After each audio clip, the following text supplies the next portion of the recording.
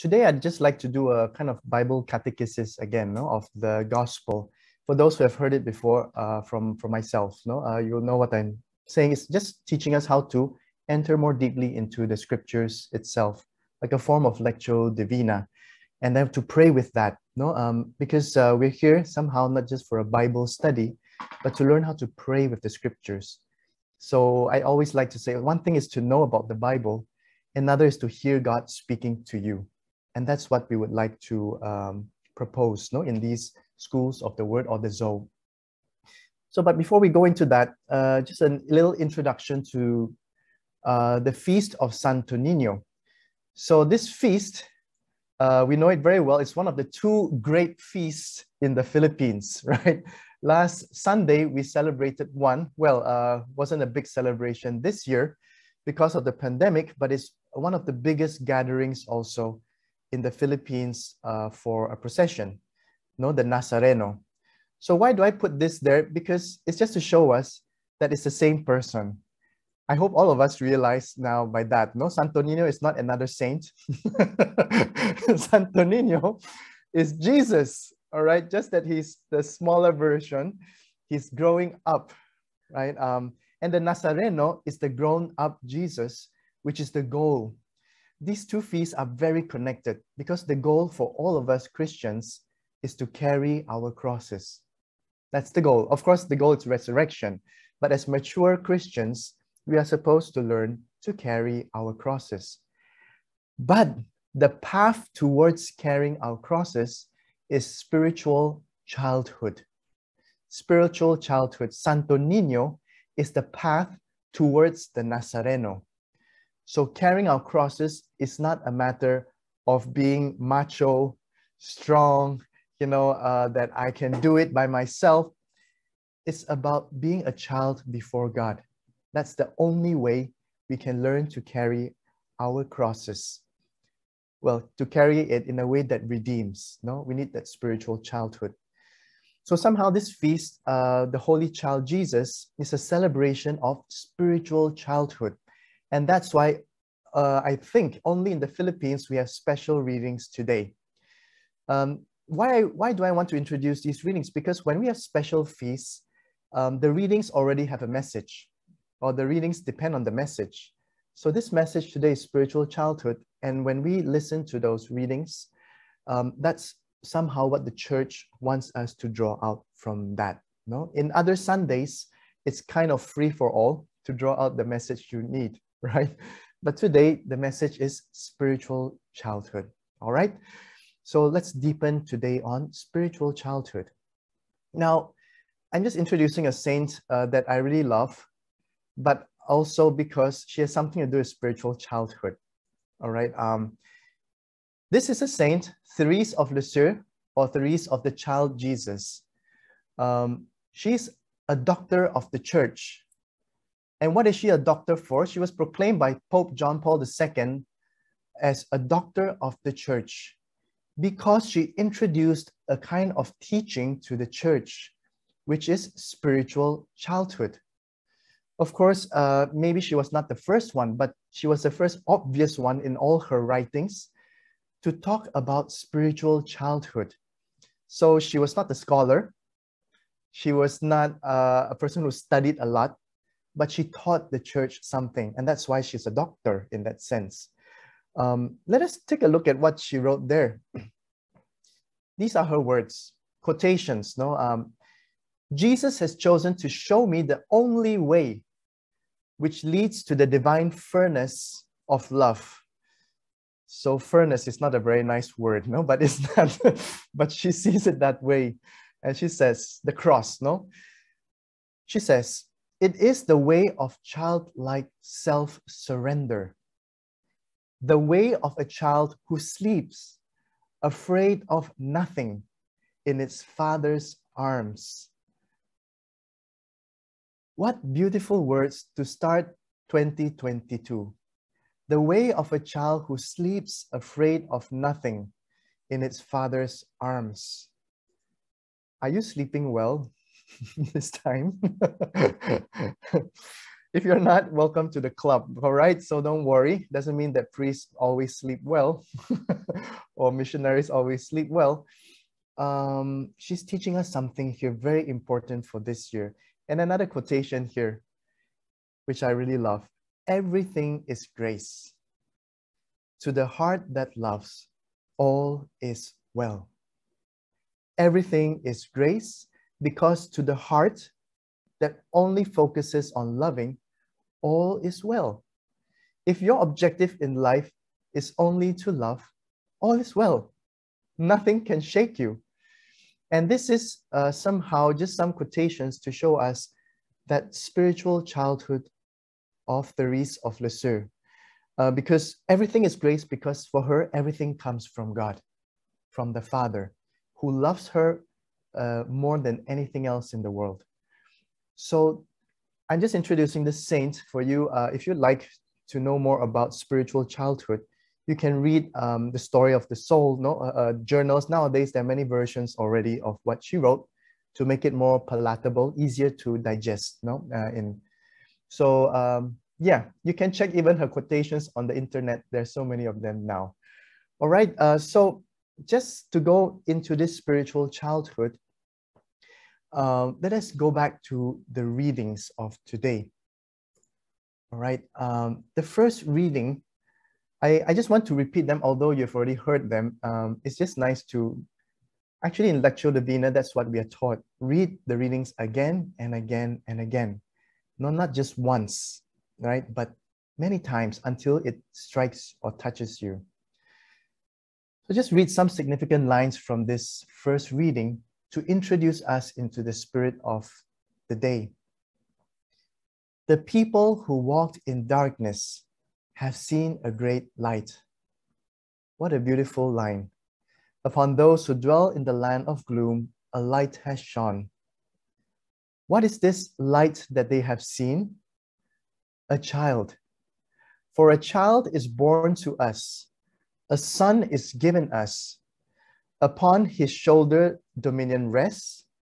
And he has 4 names there, no? They name him Wonder Counselor, God Hero, Father Forever, Prince of Peace.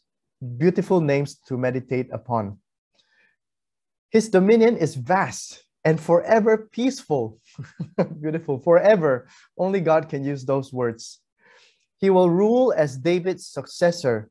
Not Father David, no, who is here with us, but King David, David's successor, basing his power on right and justice. He is a fair ruler. He will bring justice from now until the end of time. From now until the end of time. You know, when I read this passage, it shows that when Jesus Christ came, since Jesus Christ came, this world has never been the same. Something has happened in the world that is forever.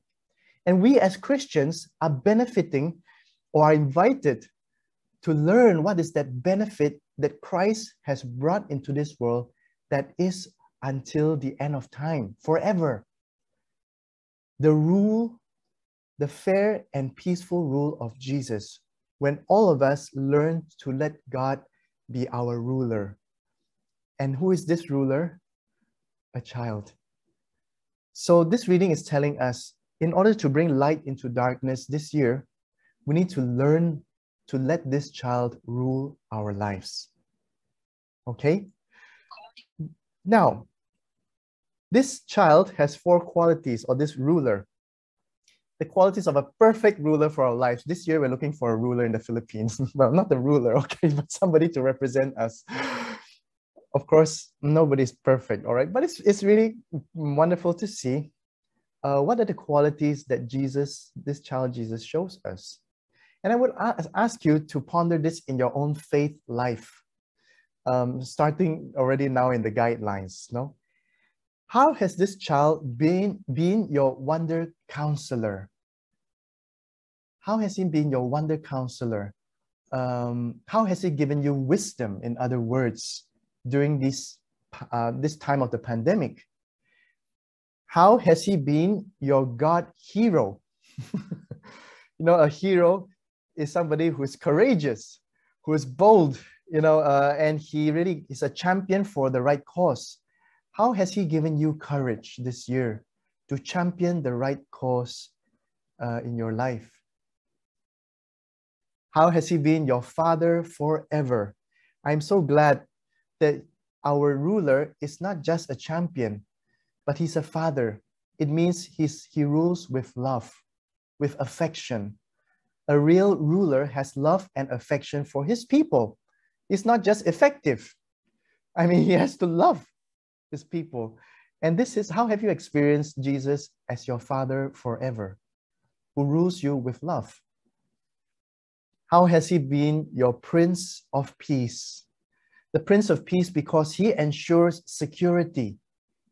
How has he been your security in the midst of uncertainties, vulnerability, of your own fragility in life? It's wonderful to really meditate on these 4 qualities of our ruler, Jesus Christ, because that describes him. And if I invite you, maybe if you don't have time just in this session, to continue meditating on this throughout the year or a longer time, because that helps us to be assured of who our God is for us. So anyways, this is just a little exercise to help us to see what a spiritual childhood is meant to lead us into as well.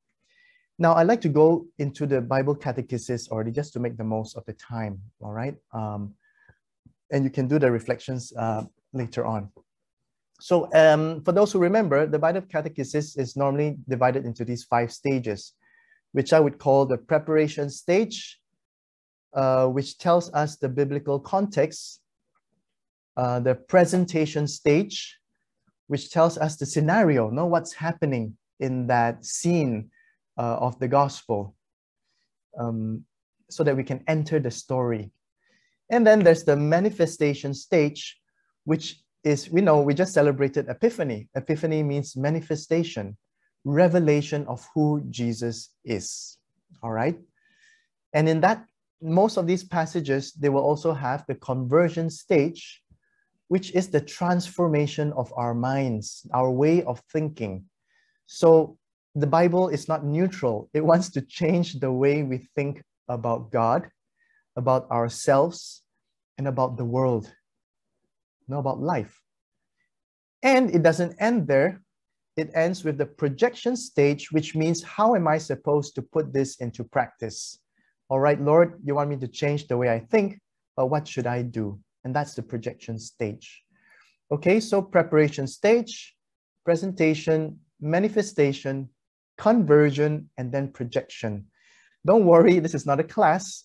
It's just to remind us, for those who have heard it before, and we will try to repeat this more so that we can deepen into a passage. Dividing a passage into these stages helps us. So today I'm just going to present what I did, how I divided this passage so that we can suck the marrow out of the Word of God, okay? I don't know if any of you like bulalo, and just suck the marrow out. Is super delicious. And we need to do that with the Word of God. Okay, great. Let's go. The preparation stage or the context. It says here, each year, Jesus' parents went to Jerusalem for the feast of Passover. And when he was 12 years old, they went up according to festival custom. If I was reading this repeatedly, and it struck me for the first time, it says that Jesus' parents went every year. It doesn't say that Jesus went every year with them. I was just struck by that perhaps this is the first time that Jesus is going to the temple with his parents. So there's something here about the context that this line wants to tell us. And what is that? It means Jesus has come of age, right? In the biblical meaning, 12 years old is when a boy becomes a man. It might sound young, right? But he's already conscious, he can make his decisions, and is invited like an initiation already into adulthood. So there is this, so the context already tells us this was something that Mary and Joseph used to do. And if it was the first time Jesus went, because he has come of age to worship God in the temple. That's a beautiful meaning. The first time he's going to the temple, he has come of age to worship God in the temple. Something new is happening in his life. And this is where the context wants to lead us. Okay?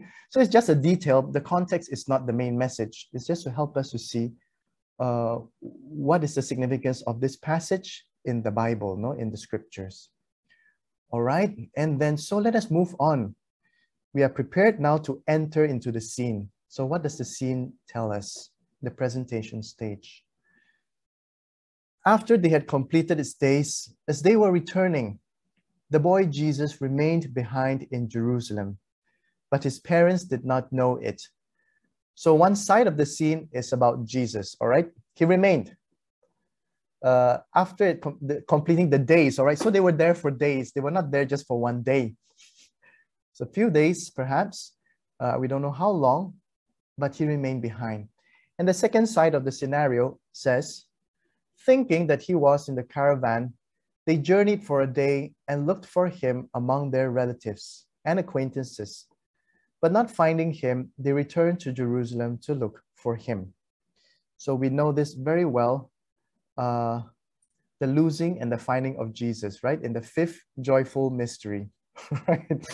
So it's beautiful, right? The rosary also, it helps us to remember these scenarios and to meditate on the meaning for our lives. Now, when somebody reads this, especially responsible parents, right? If you're a responsible parent, you might think this is kind of strange for Joseph and Mary to not have realized that Jesus was missing when they go home. I mean, when you go on a trip with your kids, of course, you take care of your baggage and you make sure you've packed everything. But I'm sure as parents, you'll make sure that your kids are in the car before you drive off. Or wouldn't you? I think so. So isn't it kind of strange that Mary and Joseph did not realize that Jesus was not there and they didn't check it out? So more so, knowing that he's the Son of God. I mean, these two characters know that Jesus, how precious Jesus is. And could it really be because of parental neglect that they didn't find him or they didn't realize he's not there? So what does this scenario actually want to tell us about what's happening? Perhaps it's not so much that Joseph and Mary were not good parents. All right? Well, two things that I could figure out when I was pondering this. One is, perhaps it was a natural custom for the kids to be together. You know, when a caravan travels, when families travel, it was normal, perhaps, for them to be in different groups because, you know, the sense of solidarity in the past is so different from ours today. Nowadays, we live in nucleated families, meaning we are dispersed. We don't live with our grandparents. Some of us still do, but mostly we in society does not. And more so not with relatives. I'm not going to live with my brother's family in my house.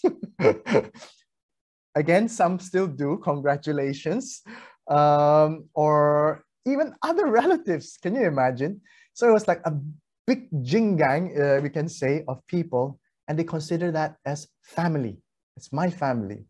And so perhaps there was something normal that, you know, we just trust each other with our kids in that sense, right? Another thing it could tell us is that Joseph and Mary were already used to this very outgoing boy they had, that he was always mixing around, going around with the relatives, always being with them, playing with the others. So it helps us to see also, maybe Jesus was not this solitary figure always praying by himself, the Son of God who doesn't talk to people and is always in prayer. Maybe he was this friendly guy, always creating friendships, building communion, sharing with everyone. And so these parents were thinking, you know, it's normal with Jesus to go around, so we don't need to worry about him. It's beautiful, right? And we need to use our imagination also when we pray the scriptures and to try to see what the scriptures want to tell us apart from what is apparent. Bad parents. They forgot. And so now they're guilty and etc. No? Maybe it's telling us something else. I was wondering, maybe the main message here is that Jesus really did something that was not normal. Socially not normal. Jesus did something was so abnormal that Mary and Joseph, even being good parents, they were mesmerized. They were just surprised. What's going on here? And so it already invites us to enter into this state of surprise that Jesus is showing something totally new for a child of 12 years old. He's showing us totally something new that even Joseph and Mary did not yet realize about him. Okay, so that's a very different tone already. Now let's move on a little bit. Okay, let's see. So he was supposed to be with his relatives and all that, and etc. Now I just invite you to, well, let's stay first at this second paragraph. Thinking that he was in the caravan, they journeyed for a day and looked for him among their relatives and acquaintances.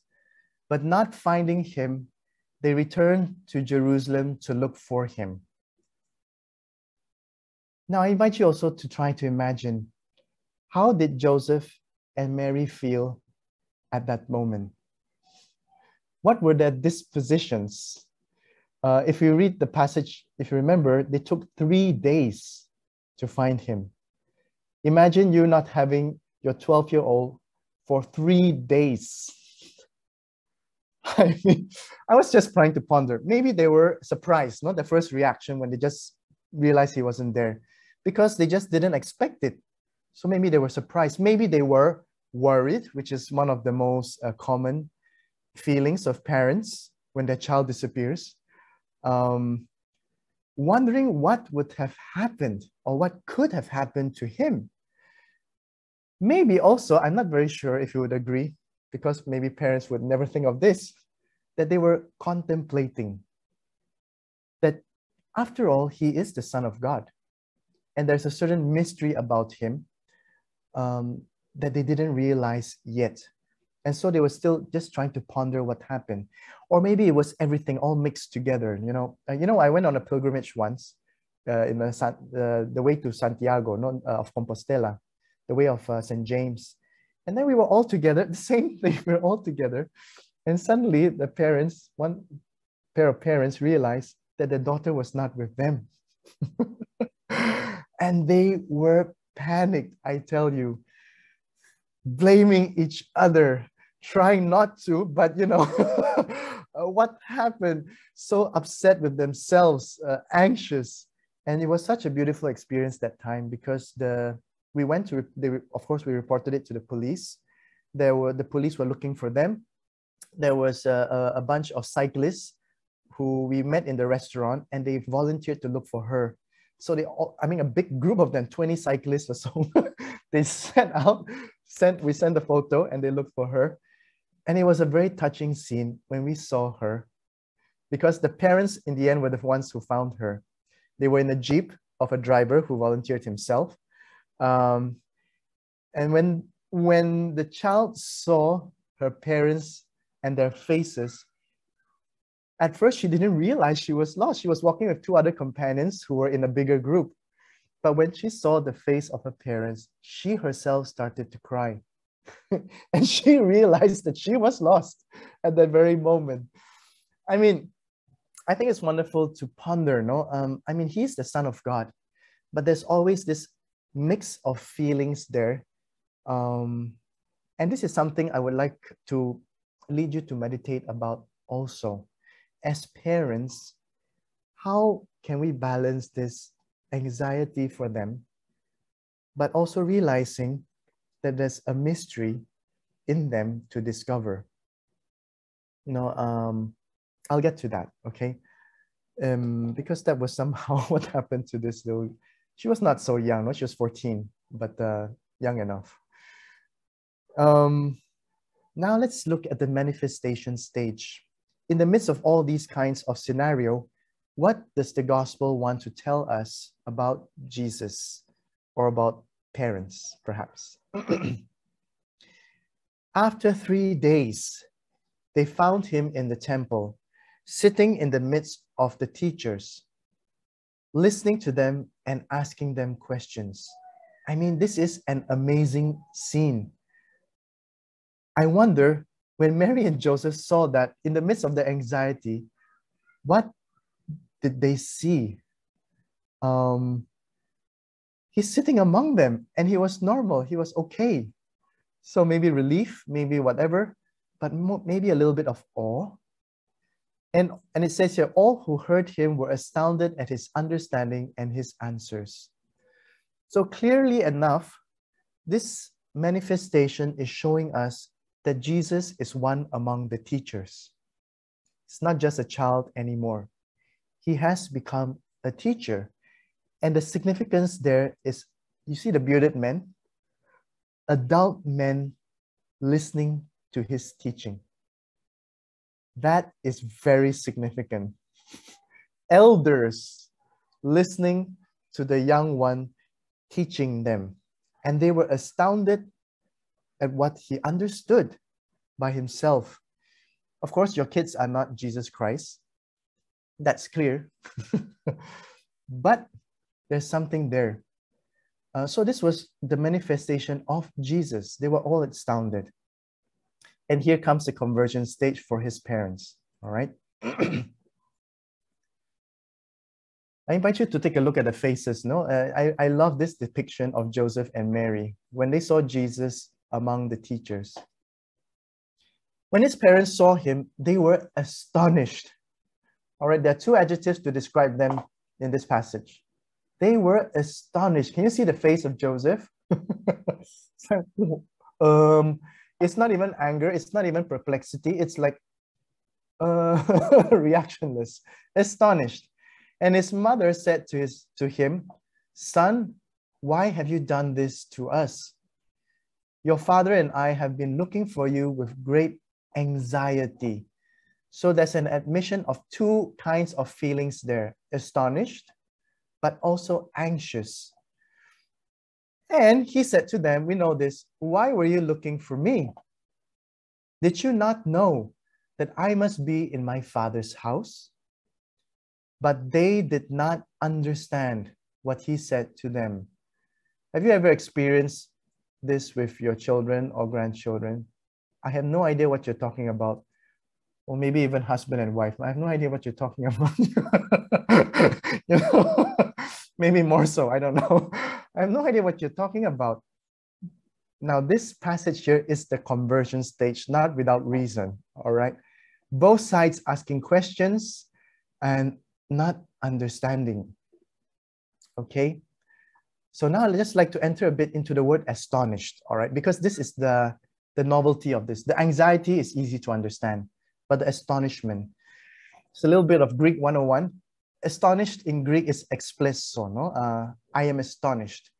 And the meaning is to strike out of one's senses, to be struck out of one's senses, with the outcome of being utterly amazed or dumbfounded or left at a loss from witnessing the incredible, causing the viewer to gape in astonishment.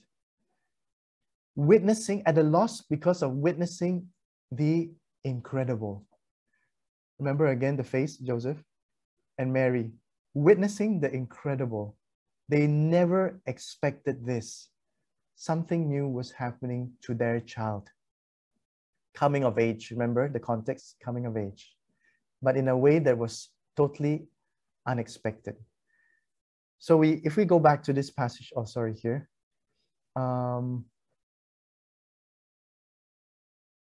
I just invite you first at this moment to note the difference in the words astonished and anxiety.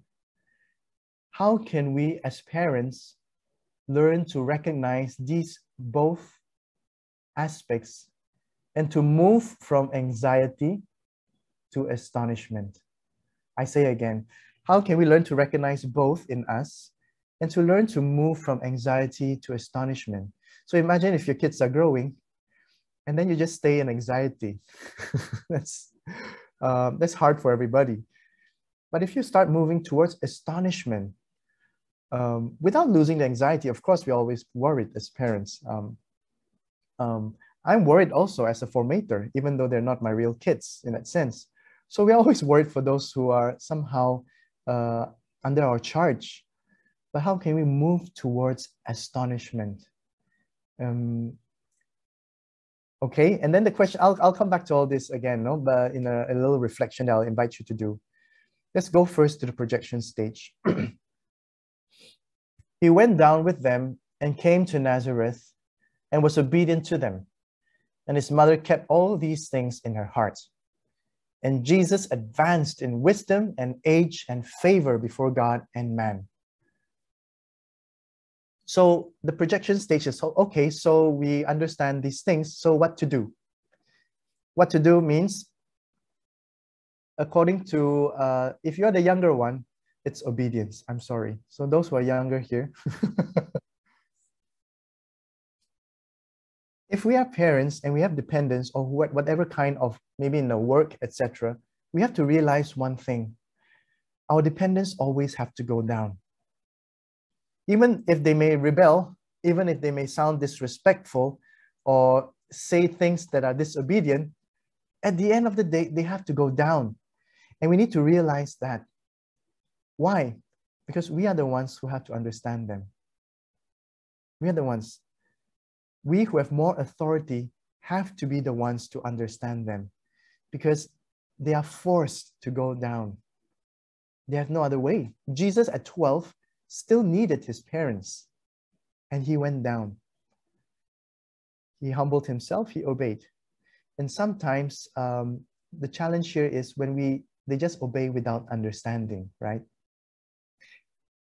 But what did Mary do? His mother kept all these things in her heart. She tried to understand what was going on in her son. She knew that he still depended on her.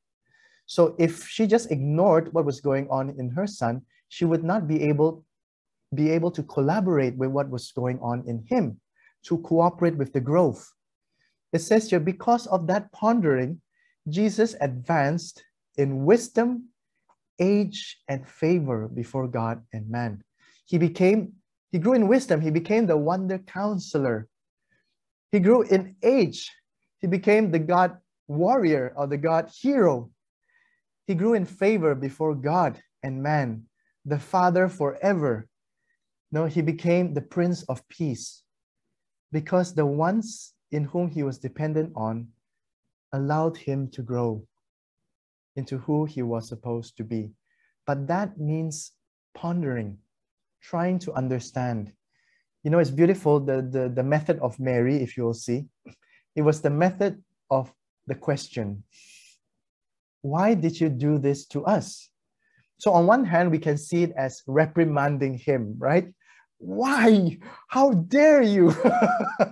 Look at how anxious we are. That could be, maybe it could be part of it. Well, she's supposed to be sinless, but maybe that's natural. I don't know. It's wonderful to see these are the two only sinless people in the world, and they misunderstood each other. Mary was sinless, no? She was conceived immaculate, and Jesus too. So it's not sin, nothing to do with sin in that dialogue.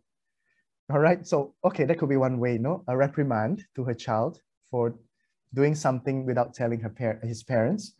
Or another thing is, she really wanted to understand, why did you do this to us? And it gave Jesus a chance to explain it. I have to be in my Father's house. So when she got that answer, even though she might not have liked it, don't you know? Would you like that kind of answer from your kids? Ma, don't you know? I mean, are you stupid or something? I think sometimes we are, no? Our generation, when we're older, there are things we just don't understand that they just grasp so easily. She may not have liked it, but she pondered it. She kept all these things in her heart in order to realize and to understand her son. So it's beautiful to see the dynamic there. And that allowed Jesus to advance in wisdom, in age or maturity, and in favor with God and man. And now I go back to the conversion, because this is where I invite you to pray about, in that. These are some things to ponder in this passage. The coming of age, don't worry, these are just things I want to wrap up. This is like a wrapping up, and later I'll give you some questions, all right? So there's 3 points I'd like to wrap up with. The coming of age, the change in Jesus' understanding of his origin, of who was his real father. He came to realize who was his origin, no matter how hurting or not for Joseph it would be. It happened in him, and it was true. Something changed in his understanding of where he came from and what was his destiny. All right, that's the first thing. The second thing is there are what we call holy intergenerational misunderstandings.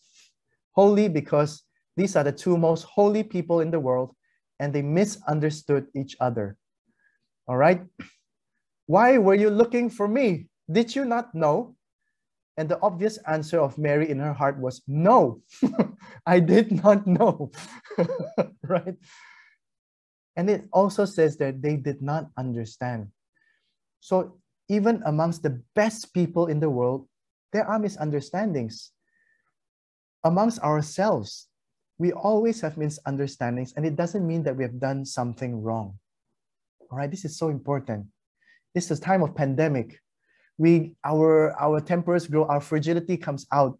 We don't behave in the way that we normally do. We are stuck at home for 2 years. And sometimes when we have misunderstandings, let us not try to find fault.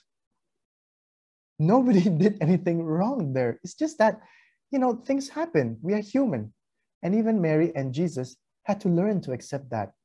We can be holy, but still have misunderstandings.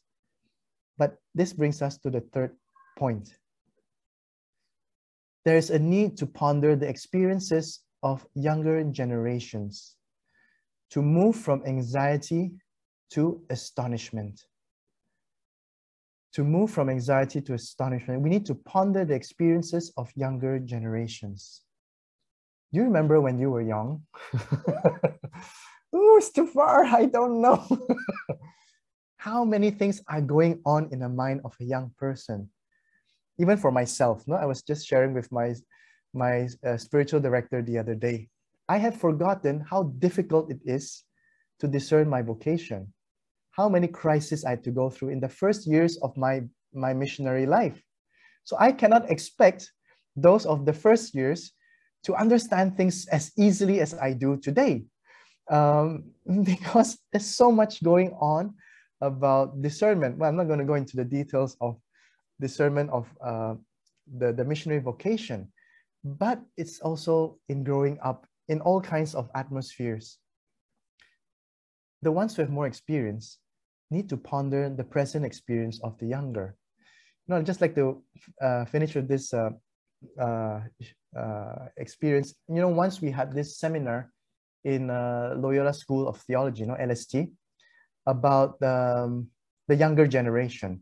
And the participants came from all generations. It was very interesting. It was done by an advertiser, because the advertisers know where each generation clicks, right? And they try to give what each generation clicks. And we were talking about the young generation and the use of the gadgets as usual, technology. And suddenly, in the midst of it all, one guy of 18 years old, he stood up quite angry and he said, "You old people are always accusing us that we are on the computers, we're on this, we're on that." And he said, "But who gave it to us?" And all of us were like, oops. Who gave this to us? We were born with all this. We don't know what the life was like without all this.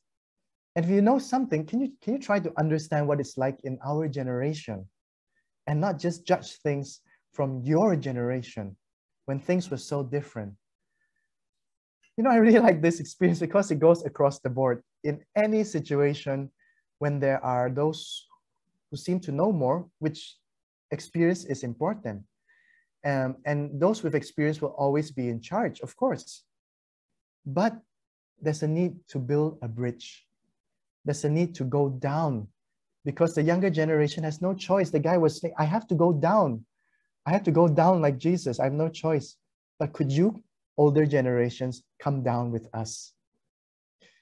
2022, I believe, is a year to build bridges again. Pope Francis was very clear. In order to build peace in this world, the first thing we need to do is to rebuild the bridge between generations. Older generations have wisdom. Younger generations have what it takes. Energy, intelligence, quick thinking, reactions. And if we don't build that bridge, the younger generation will be drawn by dictators. He was very clear on that. Without a sense of history, those who have what it takes are going to be attracted by the ideologies of dictators who are happy that they don't have a sense of history. They don't have a sense of what happened before. And therefore, it's easier to manipulate them according to the present. Older generations, if they build that bridge, they will be able to help the younger generation to have a sense of history. Do you know what happened? In order that they can make wiser choices with the energy that they have. But we need to build the bridges, not them, because we need to go down like Mary. So today, I just want to leave you with these questions for your prayer time.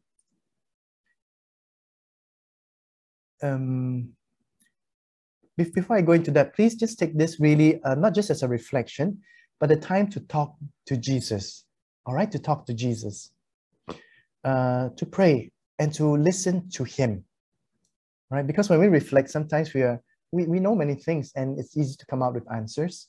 But when we talk to Jesus and we listen to him in our hearts, we might be surprised with the answers he gives, all right? And write it down in your journal as well. Because when you come back to that, you might be surprised with what you wrote down in the future. All right, so try to spend this time talking to Jesus or the Trinity. The first question is, what struck you the most in this talk today and why? Again, no, why have you done this? Why? Try to ask what the Lord wants to tell you there. Ask him, Jesus, what do you want to tell me today? All right, that's the first question. Take your time. We're going to have 30 minutes. Second, read the gospel slowly again. Have you experienced the challenges of the coming of age and intergenerational misunderstandings? Have you experienced, read the gospel again first, no? Again, slowly, repeatedly if you need to. And then ask this question, have you experienced the challenges of coming of age and intergenerational misunderstandings recently? How are you meant to build bridges there? No, try to, again, talk to Jesus about it. And lastly, how can Mary teach us to move from anxiety to astonishment as we ponder our concerns and our dependence this 2022? How can Mary teach us to move from anxiety to astonishment as we ponder our concerns and our dependence this 2022? Okay, so maybe it's not about your dependence, but maybe you have worries. How can you shift with Mary? All right, in that sense. Okay, so we're going to have 30 minutes of prayer, and after which we are going to have breakout groups. We invite you to stay with us, to pray together, and to transmit the faith to each other as usual, no? In the breakout groups. But I just want to emphasize now, you don't have to finish all the questions. The point is to listen to Jesus. Okay, the questions are just meant to help you to ask Jesus questions. Try to get answers from him, and that is what we can share, and then we can transmit to each other. Now, what did Jesus tell you in this time of prayer? And what did you learn in that time of prayer? Okay, so all right, so thank you for listening. We can have our time of silence, and we'll see you again in 30 minutes after this prayer.